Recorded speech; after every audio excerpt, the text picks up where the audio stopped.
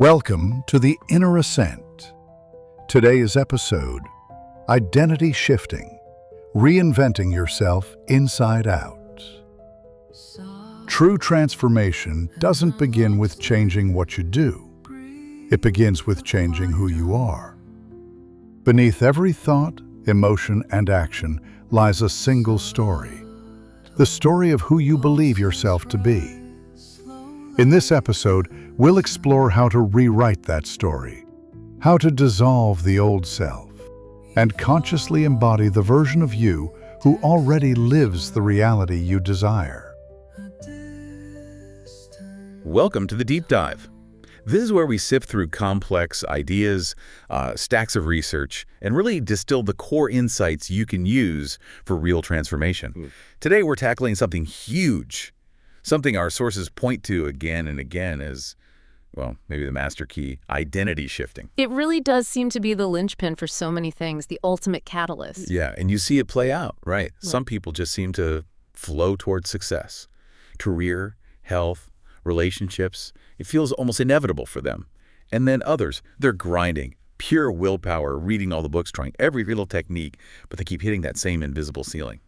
Over and over. So we're diving deep into why. And the answer that keeps coming up, loud and clear from our material, isn't about what you're doing. Not really. No, it's entirely about who you believe you are, deep down, at your core. Right. That's the game changer. Exactly. Think of identity as the operating system. Everything else, your thoughts, feelings, actions, that's just the software running on top. So, our mission today, we're going to synthesize what all these sources say, build a kind of universal blueprint for this identity shift. Okay. So what is it precisely? We'll define it, look at how the brain actually changes the neuroscience and how maybe reality itself responds. And most importantly, we're going to lay out the actionable steps, the actual process for, well, dismantling that old internal architecture and building a new one. Building a new you, essentially. Essentially, yes. And here's the absolute bedrock idea we need to get before we even start. Your current identity, that self-image, the story you tell yourself. Yeah. That's the foundation of your entire reality, full stop. Wow. Okay. So if you have goals, desires, dreams that are bigger than your current identity framework, you just can't get there. Not sustainably. You can't outperform your self-image. You literally cannot rise above its limitations. It's like an invisible prison you've built yourself, and pure grit, sheer willpower. It usually just bounces off the walls. You have to change the prison itself. Okay, so let's start there. This identity, where does it actually live in our, mental landscape? We talk habits, thoughts, emotions. Right. And those are important, but identity is deeper. It's the innermost layer, according to these sources. It sits underneath your actions, underneath your emotions, even underneath your conscious thoughts. The foundation layer. It's the foundation. It's the thing behind the thing, you know? We say, oh, I procrastinate. That's the surface problem. Right. The behavior. Yeah. But why do you procrastinate? Dive deeper into the identity layer, and maybe you find a core story that says, if I actually finish this and put it out there, people will judge me. Or maybe, if I succeed, I won't handle the pressure. So the procrastination isn't the real issue. It's a symptom of that deeper belief. Precisely. That core identity story is dictating whether you even allow yourself to put in the consistent effort needed. It's deciding if success is even safe for you. So willpower alone. It's not enough to override that deep programming that's screaming, stay safe, stay small. It's often like trying to push a boulder uphill. You might move it a bit with huge effort, but the moment you relax, it rolls right back down because the underlying terrain, the identity hasn't changed. Okay, hang on. That kind of flies in the face of a lot of traditional self-help, doesn't it? Which is often about, gritting your teeth, pushing through, forcing new habits.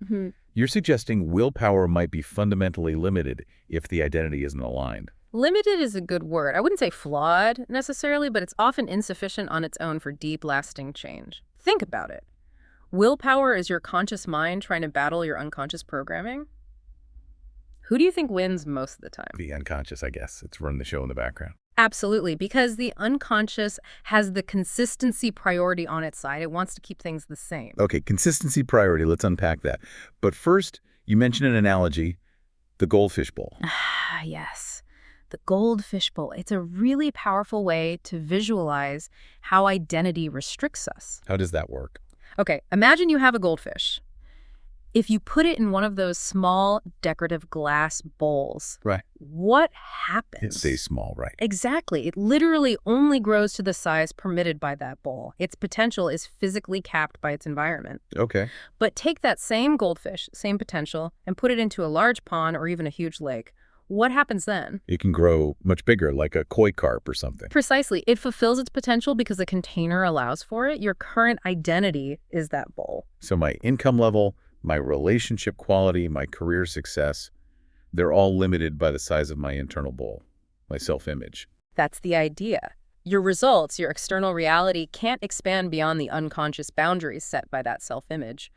And often this bowl was formed years ago, maybe based on childhood experiences or old failures. And it's still running the show, Yeah. unconsciously limiting us. Yes, repeating old patterns, subtly sabotaging growth. Even when your conscious mind is desperately saying, I want more, I want change, the bowl holds you back. And the reason we stay stuck in that bowl, even when we consciously want out, is this consistency priority you mentioned. Exactly. This is the big neurological hurdle we have to understand. The human nervous system, its prime directive, above almost everything else, is survival through consistency. Consistency, not happiness or growth. Consistency. It wants to keep your internal state predictable. It prefers protecting the old, familiar identity, the known quantity, simply because it is familiar. Even if that old identity is, well, making me miserable. Yeah. Or holding me back. Even if it's self-destructive or painful. Because it's known. Your nervous system registers known as safe, a completely new, unfamiliar identity.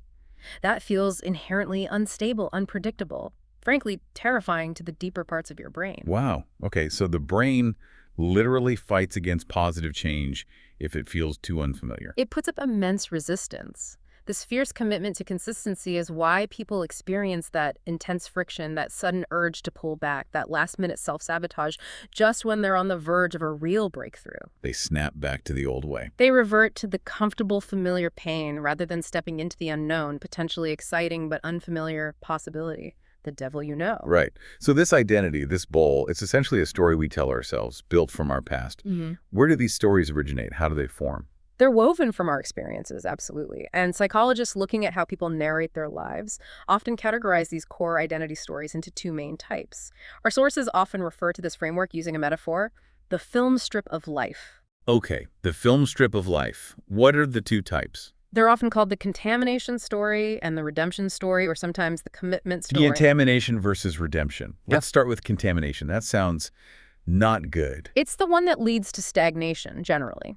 The contamination story is where one negative event, maybe a big failure, a betrayal, a mistake you made years ago, is seen as having fundamentally spoiled or contaminated the entire film strip of your life right up to this present moment. Can you give an example of how that might play out day to day? It sounds dramatic, but I bet it's subtle. Oh, it's incredibly subtle most of the time. Let's say someone got burned in a business partnership 10, 15 years ago, lost money, felt betrayed. Okay. The contamination story isn't just, wow, that was a painful experience I learned from.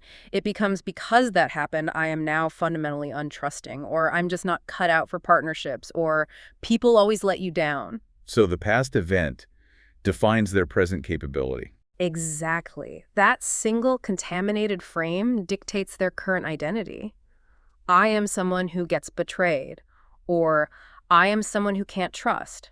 And that core story then controls their actions today. So?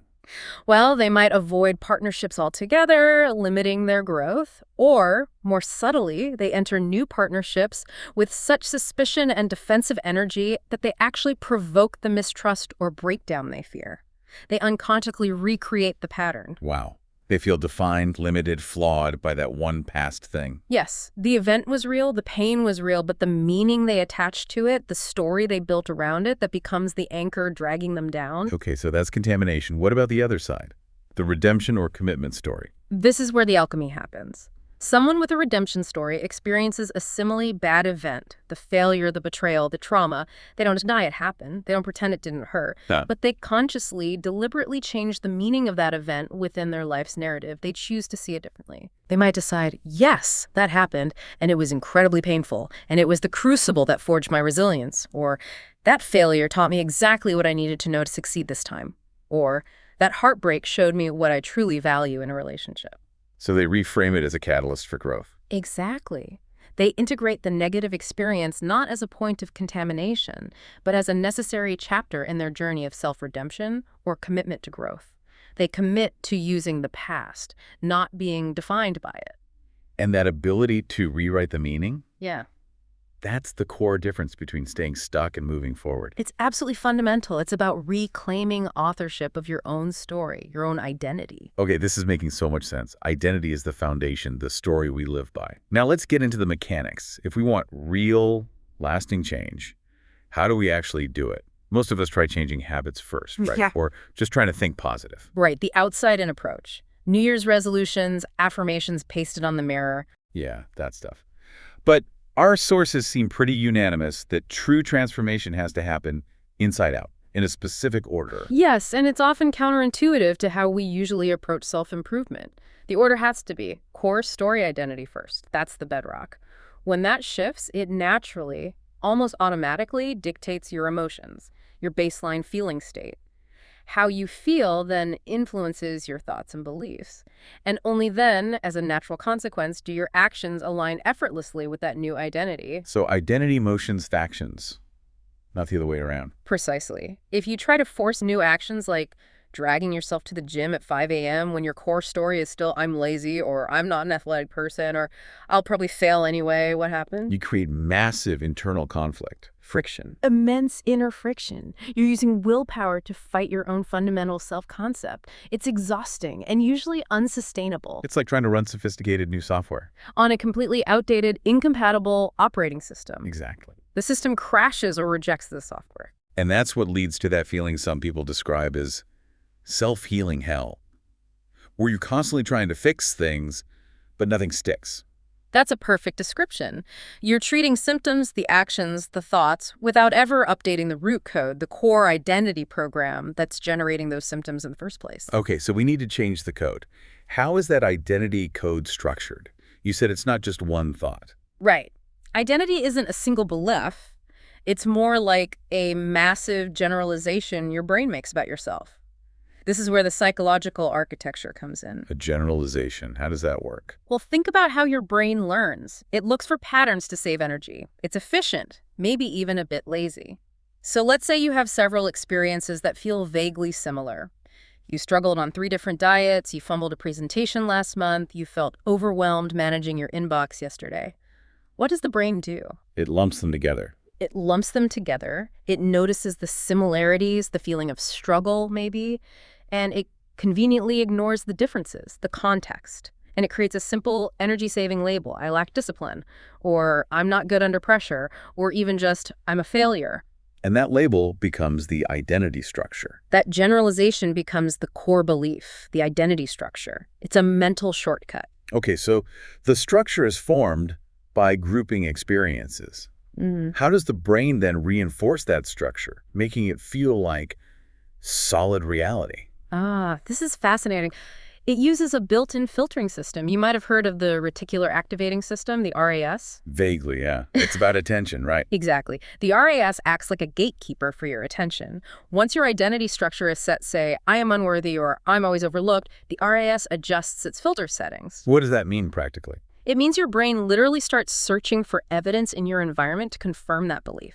It actively filters out information that contradicts the identity and filters in anything that supports it. So if I believe I'm a failure, I'll literally not notice my successes, but I'll zoom in on every tiny mistake. Precisely. Your attention becomes biased. You stop seeing opportunities, compliments, evidence of your competence because the RAS filter programmed by your identity says that's irrelevant data. It only flags what matches the existing code. See? Another failure. Told you so. Wow. So the structure, the code of the belief, matters more than the specific events. Far more. The filtering mechanism, driven by that generalized identity, constantly recreates the feeling associated with that identity in the present moment. Change the code, change the filter, and suddenly you start noticing different things. Opportunities appear where there were none before. This isn't just positive thinking then. It's about actually rewiring the brain's filtering system, which brings us neatly to neuroplasticity. Yes, this is the hard science behind identity shifting. It's not just fluffy self-help. It's grounded in brain science. Neuroplasticity is the discovery that our brains aren't fixed. They're, well, plastic. They can change, reorganize throughout our lives. Neurons that fire together wire together. That old saying. That's the core principle. Every time you run that old identity loop, the negative self-talk, the fear-based reactions, the limiting behaviors, you are physically strengthening the neural pathways associated with that identity. You're literally reinforcing the wiring for being that person. So the work of identity shifting is what? Yeah. Physically unlearning those pathways. It's exactly that. It's consciously choosing not to fire those old circuits and deliberately firing new ones. You're forging new neural connections that support the desired identity. You're unlearning the old, untrue stories and wiring in the new ones. Like installing a major operating system upgrade for your brain. That's a great analogy. And then you have to run the new software consistently, think the thoughts, feel the feelings, take the actions of the new identity until those new pathways become strong and myelinated and the old ones literally start to weaken and atrophy from disuse. Okay, brain science makes sense. But many sources also touch on something deeper, maybe more metaphysical, this idea of a quantum mirror, that reality itself reflects our internal state. Yes, that concept definitely elevates the conversation. The mirror principle, as some call it, suggests that the external world isn't just a neutral stage. It acts more like a mirror, reflecting back your dominant internal state specifically, the combined frequency by thoughts, and crucially, your feelings, your overall attitude or state of being. So if I keep hitting the same wall, like always attracting toxic relationships or never breaking the certain income level, the mirror principle would suggest it's because the subconscious frequency, the core energetic attitude you're broadcasting, doesn't actually resonate with the healthy relationship or the financial abundance you consciously desire. It resonates with the current identity. okay, this needs an example. Yeah. Because it sounds like wishful thinking sometimes. If I desperately want more money, why doesn't the mirror just give me money? Because the mirror reflects the purified essence of your dominant internal state, not necessarily the surface level wish. Let's take the money example. If your internal focus, your dominant feeling, is constantly centered on escaping debt or the fear of lack or the struggle to make ends meet, what's the core emotional frequency there? Scarcity, fear, struggle. Exactly. The quantum mirror, according to this principle, reflects back the essence of that frequency. So it brings you more circumstances that feel like scarcity, fear, and struggle. Even if you get a new job or start a business, the underlying pattern tends to replicate because the internal broadcast hasn't changed. Wow. So you're manifesting the feeling state of your current identity, not the desired outcome. That's the idea. To attract financial freedom, you first have to shift your internal identity, your dominant feeling state, to one that already feels abundant, valuable, secure before the external evidence arrives. You have to change the signal you're sending out to receive a different reflection back. Change what you are internally. Okay, that's a big concept. So we know identity is the base. The mechanism is inside out, involving brain and maybe even reality itself. Let's get practical. The blueprint. How do we actually do this shift? Step one seems to be crystal clarity. Absolutely paramount. You can't hit a target you can't see if you don't define precisely who you are becoming. That old consistency priority we talked about will just yank you right back to the familiar territory of the old self. So you need to design the destination. Deliberately design it. This is where you create your future self, your alter ego, your highest self, whatever label resonates. And this isn't vague daydreaming. This needs to be detailed, specific. What kind of details? Everything. Write it down. Visualize it vividly. What are the physical attributes of this new self? How do they stand? How do they move? How do they dress critically? What's their personality like? What are their core values? What beliefs do they hold about themselves and the world?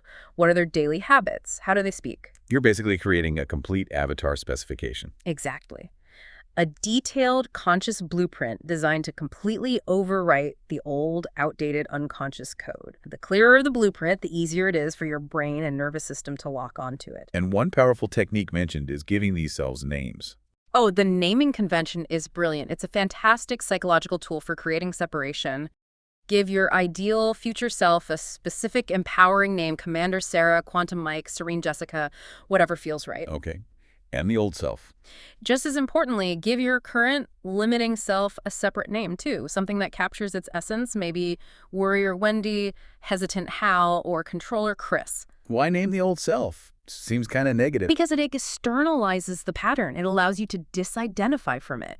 When you catch yourself falling into an old self-sabotaging habit or thought loop, you can consciously pause and say, wait, That's Warrior Wendy talking right now. That's her fear. That's not me. That's not Commander Sarah. It creates distance. It stops being who I am and becomes a pattern I used to run. Precisely. That conscious separation, that non-identification, is a fundamental first step in loosening the old identity's grip. Okay, so clarity first.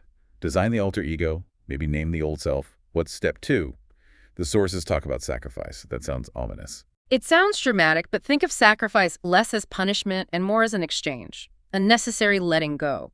The core idea is no rebirth without death. Meaning you cannot fully step into the new identity while still clinging tightly to the old one. You have to consciously reject and let go of the thoughts, the behaviors, the stories, the comforts of the past version of yourself. You have to create a void, a space for the new self to emerge and take root. You can't be both people at once. You can't occupy two contradictory identities simultaneously.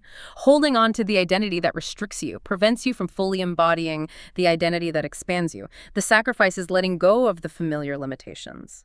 How do you know what specific parts of the old self need to be sacrificed? It might not be obvious bad habits. This requires ruthless honesty. You perform an identity audit. An audit, okay. You take your two lists, the detailed blueprint of your highest self-alter ego and the honest assessment of your current named limiting self.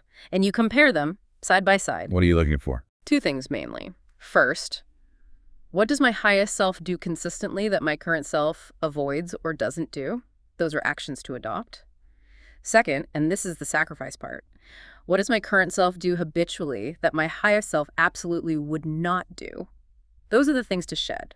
And these aren't always obvious vices like smoking or something. Often not. They're frequently comfortable limitations, safety mechanisms. For instance, your current self, Warrior Wendy, might habitually seek reassurance from 5 friends before making any decision. Yeah, that sounds familiar for some people. Your highest self, Commander Sarah, trusts her own judgment and acts decisively. So the sacrifice required is the habit of seeking excessive external validation. It feels safe, but it keeps you small. Or maybe the current self spends hours researching and planning, but never actually launches the project. Exactly. Analysis paralysis. The sacrifice there is releasing the identity anchor of I need more information or I'm not ready yet. You have to identify these core limiting stories. I'm too old. I'm too young. I'm not the kind of person who earns 6 figures. I always mess up relationships. These are the anchors strapping you down. They must be seen, named, and consciously released. That's the sacrifice. Okay, identifying those anchors, those behaviors to shed, that feels like it could stir up a lot of emotion. Which leads us, I guess, to step 3, shadow work. Dealing with the emotional baggage. Directly. Because those anchors aren't just intellectual concepts. They have deep emotional roots. Shadow work is about confronting and integrating the parts of ourselves we've disowned or repressed, often things like guilt, shame, fear, inadequacy. These unacknowledged emotions act like energetic weights, constantly pulling our state of being down to the level of the old identity. So if I have deep-seated shame about a past failure, that shame keeps reinforcing the I'm a failure identity. Exactly. It's like an emotional charge keeping the old program running automatically. And most people, when they feel these difficult emotions, anxiety, shame, fear, what do? Resist it, push it away, distract themselves, analyze it to death. All of the above. And here's the paradox. Resisting the feeling, fighting it, judging it, that actually gives it more power. It fuels the fire. The core practice in effective shadow work, according to many sources, is the polar opposite. Surrender. Surrender. Okay, define that practically. Because it sounds like just giving up, letting the negative feeling win. It's the opposite of giving up. It's courageous, active acceptance. It doesn't mean you like the feeling or agree with the thoughts it brings. It means you stop fighting its presence. How does that look in the moment? When a difficult feeling arises, maybe anxiety about making a sales call or shame bubbling up about something you said, instead of immediately trying to fix it or run away, you pause. You turn towards it. You locate the physical sensation in your body, that tightness in your chest, the knot in your stomach, the heat in your face. Okay, feel it physically. Then what? Then you consciously allow it to be there. You breathe into it. You relax the muscles around the sensation. You drop the mental story for a moment. This is terrible. I need to stop feeling this. And simply observe the raw sensation. No resistance, no judgment, no trying to make it go away. Just let it be. You let it be. You essentially lower your internal guard against the feeling. And what happens, often quite quickly, is that the emotional charge starts to dissipate on its own because you've stopped feeding it with the energy of resistance. It's like letting a wave wash through you instead of building a dam against it. That takes practice, I imagine. Definitely. And it relies heavily on cultivating what's often called the witness mode, or pure awareness. Witness mode. It's the ability to step back and observe your thoughts and feelings from a detached perspective without getting swept away by them. Instead of thinking, I am anxious, you shift to observing, there's a feeling of anxiety present right now, or there's the thought, I'm going to fail, passing through my mind. You're not the feeling, you're the awareness watching the feeling. Exactly. You are the sky, not the clouds drifting through it. Cultivating this witness perspective creates a crucial space between the stimulus, the event, the thought, and your response. In that space, you gain the power to choose. You can choose to react from the old, programmed identity, or you can choose to respond from the new, desired alter ego. And consistently choosing the new response, powered by that surrendered acceptance of the old feelings, that dissolves the emotional charge holding the old identity in place. That's the mechanism. You starve the old pattern of its power by withdrawing your identification and resistance. Okay, this is a powerful sequence. Clarity on the new self, sacrifice of the old anchors, and shadow work through surrender and witnessing. Now, how do we make this new identity stick? How does it become automatic, our new default? This is where embodiment and reinforcement come in. The shift isn't a one-time event. It's solidified through consistent daily practice. It starts with living as if you are already that person. And a key concept here is the 51% rule. The 51% rule, what's that? It's a simple but profound guideline. Real, tangible, forward momentum happens when you manage to reside in the state, the mindset, the perspective of your desired self for just slightly more than half the time, 51% or more. Only 51%? Not 100%, especially at first. That's often unrealistic and leads to perfectionism and burnout. The problem is most people spend maybe 80% or 90% of their mental and emotional energy focused on their current problems, ruminating on past failures, or worrying about future threats operating from the old survival programming. So they're living 80% in the old identity. Exactly. The 51% rule says you need to consciously flip that ratio. Spend more of your focus, energy, and decision-making power operating from the perspective of your highest self. How do you do that moment to moment? You build the habit of asking the question. When faced with any choice, big or small, what to eat for lunch, how to respond to that challenging email, whether to speak up in a meeting, you pause and ask, how would Commander Sarah handle this? Or what would Quantum Mike choose right now? And then you make that choice. You deliberately choose the action, the thought, the emotional response that aligns with the new identity, even if it feels a bit unfamiliar or uncomfortable at first. By consistently tipping the scales past that 51% mark, the old patterns naturally begin to fade from lack of attention and energy. You starve them out. Okay, so conscious choice, aiming for that 51% plus M. And visualization plays a big role here too, right? Programming the subconscious. Oh, absolutely critical. Visualization or mental rehearsal is one of the most direct ways to communicate with your subconscious mind. And the subconscious, remember, doesn't clearly distinguish between a vividly imagined experience and a real one. So you can pre-program success. You can. And it's most potent when done in those relaxed, receptive brainwave states, alpha or theta, typically right before you fall asleep or just as you're waking up. The conscious filter is lower then. And there are different types of visualization we should be doing. Yes, the sources highlight 3 main types, each serving a different purpose. First is goal visualization or end result visualization. That's picturing the goal achieved. Exactly. You focus intensely on what life looks, sounds, and feels like after the goal is already accomplished. You're living in the desired end state in your imagination. Feel the emotions, the joy, the relief, the pride, the freedom.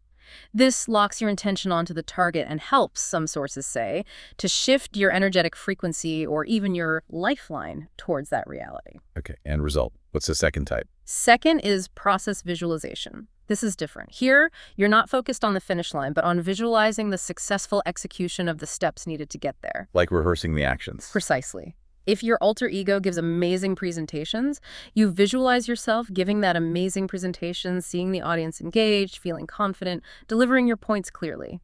If your new identity involves handling difficult conversations calmly, you visualize yourself doing that successfully. What does that do? It primes your nervous system for success. It creates the neural pathways for that desired behavior before you actually have to do it in the real world. It makes the action feel more familiar and achievable when the time comes, reducing fear and resistance. Okay, goal viz and process viz. Now, you mentioned a third type, one that sounds really counterintuitive but powerful for dealing with that consistency priority, that fear of change. The failure scenario visualization. Yes. This one is a game changer for dismantling subconscious resistance. Think about it. Most of us spend a huge amount of background, mental and emotional energy actively resisting the possibility of failure. What if it goes wrong? What if I mess up? What if I lose everything? Yeah, that internal monologue is exhausting. It is exhausting. That resistance drains your creative energy. The failure scenario visualization flips the script. It asks you to deliberately, consciously visualize the failure. Go there in your mind. Imagine the absolute worst-case scenario happening. Seriously, visualize the thing I'm most afraid of. Why would I do that? Because you don't just visualize it. You visualize it and then you practice accepting it. You see the business collapsing, the project failing, the rejection happening. And then you meet that image with a conscious internal statement like, okay, if that happens, it happens. I will survive. I will learn from it. I will rebuild if necessary. But I refuse to let the fear of this outcome paralyze me today. You accept the worst case scenario internally. You accept it fully. And in doing so, you rob the fear of its power over you. It's no longer the terrifying monster hiding under the bed. You've looked it in the eye and said, okay, I can handle you. All the energy you were using to resist that potential failure is now freed up to be used for focused, intentional action towards your goal. When you truly feel you have nothing to lose internally, you can act more boldly. Infinitely more boldly. Acceptance neutralizes the fear that keeps the old identity locked in its safety patterns. Wow. Okay. That internal acceptance then paves the way for actual behavioral change, which leads to stacking wins, building real-world evidence, because the identity doesn't really shift just from thinking about it. Exactly. The nervous system needs proof. It shifts when it catches up to your new behaviors. It's constantly observing what you actually do, much more than what you just say or think you are. So self-talk isn't enough. It helps, but actions speak louder to your nervous system. The quickest way to give it new data is to take small, consistent actions that are slightly out of character for the old self, but perfectly aligned with the new alter ego.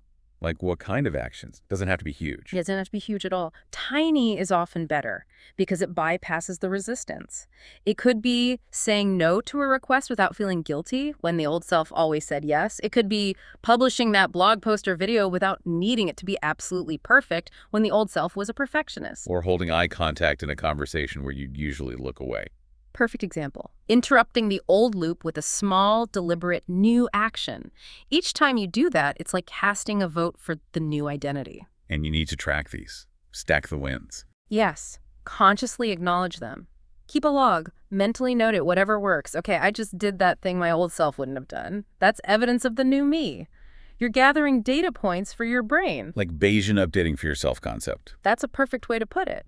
Your brain is constantly updating its model of who you are based on incoming evidence. Yeah. By feeding it consistent evidence of the new identity through these small actions, the new identity stops feeling like something you're aspiring to. And starts feeling familiar, real. It starts feeling normal, inevitable, undeniable. That's when the deep shift locks in. Okay, but we don't exist in a vacuum. Our environment plays a huge role.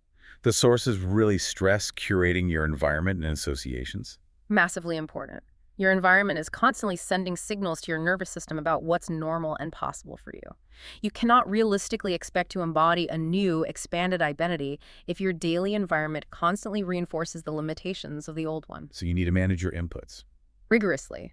One concept some sources use is recognizing and avoiding pendulums. Pendulums. Like a swinging clock. Sort of. Think of pendulums as collective thought forms or group energies that swing at a certain frequency. Usually a lower one, like groupthink, office gossip, outrage cycles on social media, mainstream news focused on fear and lack, even certain family dynamics. And they try to hook you in. They exist to hook your attention and extract your energy, pulling you into their frequency: anger, fear, shame, guilt, victimhood. Engaging with these pendulums drains the vital energy you need to maintain the higher frequency of your desired self and pulls you right back down into the orbit of the old identity. So if my new identity is confident creator, I need to actively starve the pendulums of, say, comparison on social media or engaging in cynical gossip. You have to suffocate them by withdrawing your attention, unfollow, mute, walk away. And simultaneously, you need to curate high-leverage inputs. Surround yourself physically and digitally with people, information, and experiences that resonate with your future self. Mentors who embody what you want. Books and podcasts that expand your thinking. Music that uplifts your state. Communities where excellence and growth are the norm. You're creating new tracks in the snow, reinforcing the neural pathways of the new identity. Exactly. You are deliberately choosing an environment that makes your desired identity feel not just possible, but normal and expected. You're starving the old self and feeding the new one. Okay, final piece of the puzzle seems to be mastering your state in the moment. This feels like the ultimate leverage point. It really is. Because your state, how you feel right now, dictates your perceptions, your decisions, and your behavior. And your consistent behavior is your identity in action. The good news is you can change your state almost instantly by consciously adjusting two key levers, your physiology and your focus. Physiology first, how you use your body. Yes. How you move, how you breathe, your posture, your facial expression, the tone of your voice. These aren't just results of your emotional state. They are powerful drivers of it. So fake it till you make it. Physically. Not fake it, embody it. If you want to feel confident, don't wait to feel confident before you stand tall. Stand tall first. Pull your shoulders back, lift your chin, breathe deeply into your belly, maybe even put a slight smile on your face. Adopt the physiology of confidence. And that actually changes how you feel. Instantly. It changes your biochemistry. It sends signals to your brain that shift your hormonal balance, boosting things like testosterone and serotonin, lowering cortisol. Suddenly, that difficult action that felt impossible from a slumped posture feels much more achievable. You're using your body to lead your mind. Okay, physiology is one lever. The other is focus. Where you place your attention, what you focus on, you feel. Period. If you focus on all the things that could go wrong, you'll feel anxious. If you focus on past grievances, you'll feel resentful. If you focus on what you lack, you'll feel scarcity. So state mastery is about deliberately directing your focus. Consciously choosing where your mental spotlight lands. Are you focusing on the problem or the potential solution? On the obstacle or the desired outcome? On your weaknesses or your strength and capabilities? Shifting focus away from the negative towards the positive or the desired state. Immediately, when you catch yourself spiraling into negative focus, you use that as a trigger to consciously redirect your attention towards what you want to create, how you want to feel, the resources you do have. Mastering your state through physiology and focus means you are no longer a victim of your fleeting moods. You are the conscious conductor of your internal orchestra. You choose which identity gets expressed in this moment. Wow. Okay, putting all this together, this deep dive into identity shifting, it really does feel profound. It changes the whole game. It really does. It's shifting from that exhausting grind, trying to force change through sheer willpower. Fighting against yourself. To something more like effortless. Effortless magnetism, where you simply become the person for whom the success, the health, the relationships you want are just inevitable, a natural outcome of who you are. That's the essence of it. When the shift is genuinely integrated, when that new identity becomes your default operating system, the struggle dissolves. That intense internal contradiction, that feeling of faking it or fighting yourself, gone. You're not trying to be confident or disciplined or abundant anymore. You just are. You simply are that highest, most authentic expression of yourself that you defined. And your actions, they stop feeling like chores or obligations you have to force yourself to do. They become natural, effortless, authentic expressions of who you now fundamentally are. Flow state becomes much more accessible. So the blueprint is here. We've walked through it. The clarity, the sacrifice, the shadow work, the embodiment, the visualization, the environment, the state mastery. You have the map now. And the core takeaway, the thing to really let sink in, is just how malleable you are. Your current identity. It's just a snapshot. It's a starting point, a temporary program you've been running. It is not a fixed, unchangeable endpoint. So that old excuse, oh, that's just who I am. It's no longer valid, is it? Snap. Once you understand this, you can't really hide behind that excuse anymore. You have the capacity to choose who you become. Which leaves us with the final provocative thought for everyone listening. The question is, Now that you have this blueprint, now that you know change is possible at this fundamental level, what are you going to do with it? Specifically, what is one small, concrete, intentional action you can take today, maybe even right after listening to this, that your old limiting self would never have done? That first, small, out-of-character step. That's the trigger. That's the immediate starting point for your entire transformation. What's it going to be? You've been listening to The Inner Ascent, where growth begins from within. If today's reflection resonated with you, consider sharing it or revisiting it later. Until next time, stay aware, stay curious, and keep rising.